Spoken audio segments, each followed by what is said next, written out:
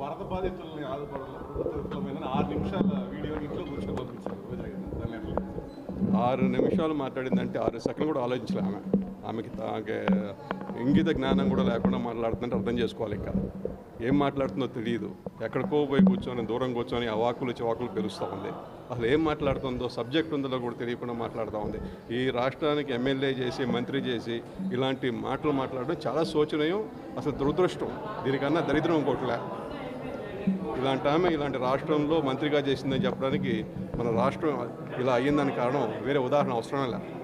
క్రీడా సాంస్కృతిక శాఖ మంత్రిగా రోజా పైన గతంలో ఎన్నో ఆరోపణలు ఉన్నాయి.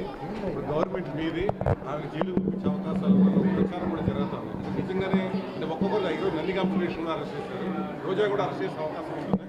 ఖచ్చితంగా 3,500 రూపాయలు బ్యాట్ గవర్నమెంట్ కొని 350 రూపాయలు బ్యాట్ సరఫరా చేస్తే ఖచ్చితంగా స్కామ్ కాకపోతే ఏమంటారండి.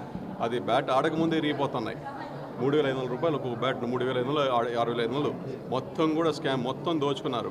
బ్యాట్లని కిట్లు అని చెప్పేసి మొత్తం కూడా డబ్బులు దోచుకోవడానికే ఆడుదామంతా అనే ప్రోగ్రాం పెట్టినారు. కానీ క్రీడల్ని ప్రోత్సహించామనే ఉద్దేశం ఎక్కడా ఏ విధంగా కూడా. ఇప్పుడు మన ఒలింపిక్స్ జరిగింది, మన ఆంధ్రప్రదేశ్ నుంచి ఏం సాధించామని చెప్పండి.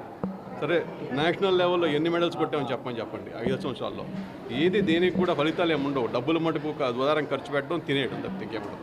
అంటే రోజా అవినీతి ఆరోపణలు బయటపెడతా ప్రయత్నం చేస్తుంది. ఖచ్చితంగా చట్టపరంగా ఏ చర్య తీసుకోవాలో ఖచ్చితంగా గవర్నమెంట్ ఖచ్చితంగా తీసుకుంటుంది. తప్పు చేసినోడు ఎవడు తప్పించుకోవడానికి అవకాశమే లేదు. ఆమె చేసిన స్కాములు కానీ, దోపిడీలు కానీ, భూ కబ్జాలు కానీ, లంచాలు కానీ అన్నీ కూడా కాలం ఖచ్చితంగా బయటకు వస్తాయి. సార్, ఎన్నికలకు ముందు నుంచే ఈ విషయం చెప్తున్నారు మీరు ఎమ్మెల్యే, అంటే ఆధారాలు ఏమున్నాయి సార్? ఆధారాలు ఖచ్చితంగా రేపు ఇన్వెస్టిగేషన్ చేస్తే అన్నీ బయటకు వస్తాయి. బయటకు వచ్చినప్పుడు ఆమె కూడా చెప్పకూడదు, తినాల్సిందే.